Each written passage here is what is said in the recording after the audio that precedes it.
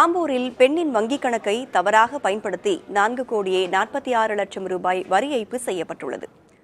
ஆம்பூர் ஜட்ஜ்மனை பகுதியைச் சேர்ந்த முஃபீலா பஜிலூர் ரஹ்மான் மௌலா என்பவர் காவல் நிலையத்தில் புகார் அளித்துள்ளார்.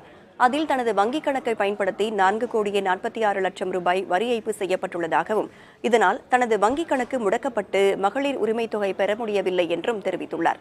முன்னதாக 4,46,00,000 ரூபாய் வரி செலுத்துமாறு குறுஞ்செய்தி ஒன்று வந்துள்ளது.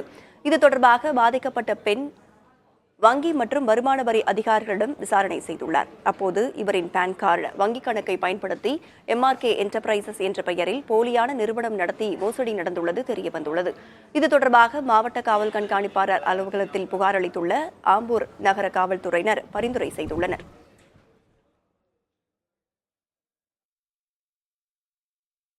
உங்கள் account income tax office lock பண்ணிக்கிறாங்க. GST ஆஃபீஸ் போகணும். குடியாத்தம்க்கு அனுப்பிச்சாங்க. குடியாத்தமில் போன பிறகு அவங்க செக் பண்ணி பார்த்தாக்கா உங்கள் பேன் கார்டு ஆதார் கார்டு மூலயமா யாரோ ஃப்ராடு பண்ணிக்கிறாங்க. நடவடிக்கை எடுத்து இதுலேருந்து எங்கள் ஒய்ஃப் ரொம்ப டிப்ரெஷனில் போயிட்டுக்கிறாங்க.